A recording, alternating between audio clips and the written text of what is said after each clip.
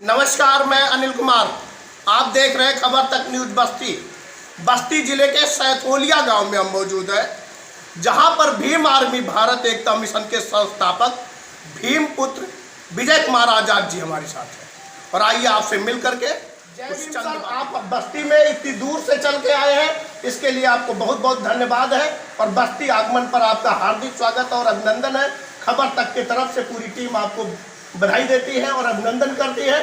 बताएं सर, आप यहाँ बस्ती जिले में किन उद्देश्यों के लेके आए हैं? जी, सबसे पहले मैं धन्यवाद देना चाहूँगा खबर तक के सभी सदस्यों को और बस्ती ज़िले में उपस्थित हमारे सभी सदस्यों को। जी, आज मैं बस्ती ज़िले में घटित हो रही घटनाओं को रोकने के संबंध में गोष्ठी की, जिसमें यह समीक्षा की कि लगातार बहुजन समाज पे जो अत्याचार हो रहे हैं उन अत्याचारों को कैसे रोका जाए। इसके लिए हमने एक विशेष गठन किया है, टीम का गठन किया है और लगातार संगठन को प्रसारित और प्रचारित करने का काम कर रहे हैं। और बहुजन समाज पर हो रहे अत्याचार को रोकने के लिए लगातार एक मुहिम को बढ़ा रहे हैं। खबर तक के तमाम उन दर्शकों को आप अपना परिचय फिर से देकर दे। मेरा नाम भीमपुत्र विजय कुमार आज़ाद है और मैं ग्राम भोजपुरा जनपद मैनपुरी का मूल निवासी हूँ और भीम आर्मी भारत एकता मिशन का संस्थापक। आप भीम आर्मी भारत एकता मिशन के संस्थापक हैं। आपने इस संस्था का स्थापना किया था और यह संस्था किसी परिचय की मोहताज नहीं है, पूरे देश में जाना जाता है। एक सवाल मेरे मन में है, ये देशवासियों के मन में भी उठता रहा है कि भीम आर्मी भारत एकता मिशन बेसिकली चंद्रशेखर रावण या चंद्रशेखर आजाद के नाम से जाना जाता है और आप बता रहे हैं कि आपने उसकी स्थापना की है। इसमें जो बीच की बात है उसे क्लियर करें। जी देखिए, पहले चंद्रशेखर आज़ाद को मौखिक रूप से संस्थापक बनाया गया था और 7 जून 2019 को सहारनपुर में प्रेस वार्ता के माध्यम से चंद्रशेखर आज़ाद, विनय रतन, कमल वालिया और मंजीत नोटियाल को लीगल तरीके से संगठन से निष्कासित किया गया, क्योंकि यह लोग समाज के युवाओं को दिग्भ्रमित करते हुए लगातार राजनीति का पाठ पढ़ाने का काम कर रहे थे और उन्हें जेल भेजने का काम कर रहे थे।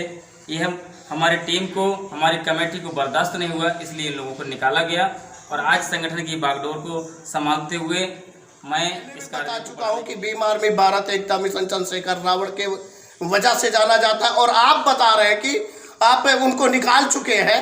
ऐसे में ये संस्था मूल रूप से आपकी है, तो आप ये किन उद्देश्यों पे काम कर रही है, जरा बताएं। यह संस्था प्रत्येक गरीब असहाय व्यक्ति की आवाज़ को बुलंद करने के लिए और बहुजन समाज में हो रही घटनाओं को रोकने के लिए तथा बच्चों को शिक्षा का विस्तार करने के लिए, लगातार उन्हें अध्ययन प्रदान कराने के लिए, रोजगार के क्षेत्र में, शिक्षा के क्षेत्र में और व्यवसाय के क्षेत्र में यह संस्था काम कर रही है। संस्था का मुख्य उद्देश्य सामाजिक और आर्थिक परिवर्तन करना है और इसी उद्देश्य को लेकर यह संस्था पूरे भारत में काम कर रही है। भारत ही नहीं, नेपाल में भी इसकी शाखा पहुंच चुकी है।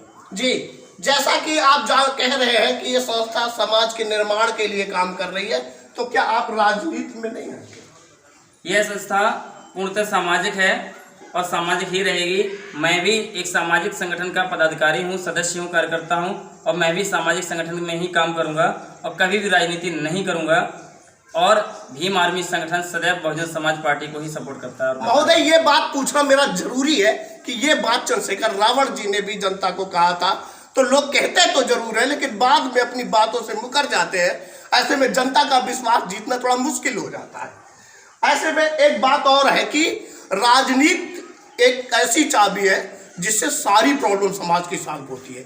आप राजनीति नहीं करेंगे तो आपके लोग हैं, आपका वोट बैंक है, आपका वोट है, आप किसको समर्थन करेंगे, क्या करना चाहेंगे? मैं अपने संगठन के माध्यम से भारत की सबसे मजबूत पार्टी बहुजन समाज पार्टी को समर्थन करूंगा, क्योंकि वह पार्टी हमारी पहले से है, जिसमें हमारे दादा, परदादा और पिताजी ने वोट किया, मतदान किया और हमारा भी दायित्व है उस पार्टी को आगे बढ़ाना, मजबूत बनाना। और उस पार्टी को मजबूत बनाने के लिए और संविधान के बारे में लोगों को जागरूक करने के लिए मैं समूचे उत्तर प्रदेश में साइकिल यात्रा करूंगा। जी, जैसा कि आप अभी मेरी आपसे वार्ता हो रही थी तो आप बता रहे थे, आप बौद्ध धर्म की बात कर रहे थे कि बौद्ध धर्म पूरी तरह से प्राकृतिक धर्म है। ऐसे में एक मेरे मन में सवाल उठ रहा है, वर्तमान में बौद्ध धर्म जो है पूरी तरह से अपने तथ्यों पे काम नहीं कर पा रहा है।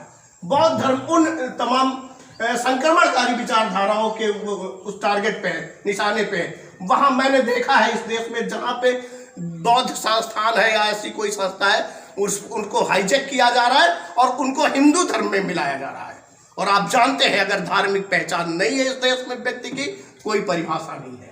ऐसे में आप बताइए कि ये दिक्कत है कि कहाँ जाएगा ये समाज, किसके साथ जुड़ेगा? क्या इनके लिए दो लाइनें कहना चाहूँगा कि बौद्ध धर्म की बात करते हैं जो लोग, उनके लिए भी कहना चाहूँगा कि बौद्धों की कथनी करने में है कितना अंतर। बात करें ये बौद्ध धर्म की और घर में पढ़ते हैं वेद मंत्र। जी बिल्कुल। ऐसे हमें ढोंगी बौद्धों से दूर रहना होगा और वास्तविकता में बौद्ध नीति को अपनाने वाले, जीवन में धारण करने वाले लोगों को ही शामिल करना होगा और उनके साथ रहना होगा। और आपने अभी बताया है कि आप चूंकि अपने उद्देश्य को लेकर के मैदान में उतर चुके हैं, आपकी मुश्किलें इतनी आसान नहीं है। पहले से इस देश की जनता भाई चंद्रशेखर रावण से जुड़ चुकी है भीम आर्मी के नाम पे। आप मैदान में आ रहे हैं, दो तरह की बातें पैदा हो रही, इस नाते आपकी मुश्किलें आसान नहीं है। फिर कैसे काम करेंगे, क्या करेंगे, आप बताएं। देखिए, मैं देश की जनता से एक ही बात कहना चाहूँगा कि आप व्यक्ति विशेष से ना जुड़ें। यदि आप व्यक्ति विशेष से जुड़ेंगे तो गुलाम बनेंगे। और मैं जनता के बीच में विचारधारा के माध्यम से जा रहा हूँ और मैं प्रत्येक व्यक्ति से यही कहना चाहता हूँ कि आप मुझसे ना जुड़ें, केवल विचारधारा से जुड़ें। और विचारधारा से जुड़ने वाला व्यक्ति महान होता है और व्यक्ति विशेष से जुड़ने वाला व्यक्ति। कह रहे हैं कि विचारधारा से जुड़े, बहुत इंपॉर्टेंट है। विचारधारा ही को व्यक्ति को बनाती है, व्यक्ति समाज को बनाता है, समाज से राष्ट्र बनता है।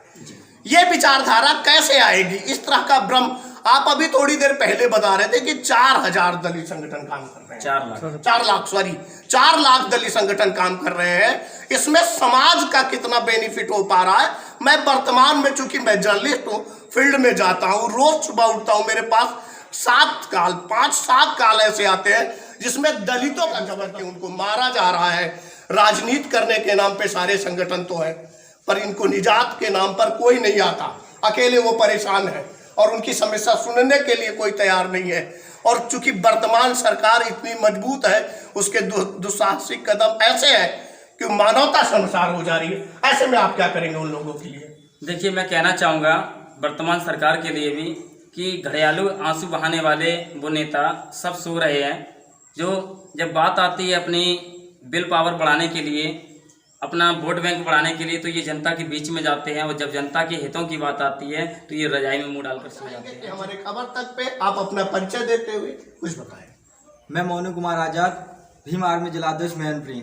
जी देखिए, भीम आर्मी एक विचारधारा है। विचारधारा के साथ सारे लोगों को जुड़ना चाहिए, जो कि पूरे भारत में विचारधारा भी बाबा साहब की फैल सके, जिससे कि बाबा साहब की विचारधारा फैलेगी, सब लोग एक समान होंगे, जिससे कि ऊंच नीच का भेदभाव सब कुछ खत्म हो जाएगा।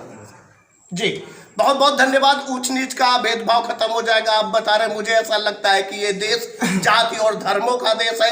इस देश में जाति और धर्म कभी नहीं खत्म हो सकती। यहाँ अगर व्यक्ति की जाति जान लीजिए तो उसकी परिभाषा जान ली जाती है।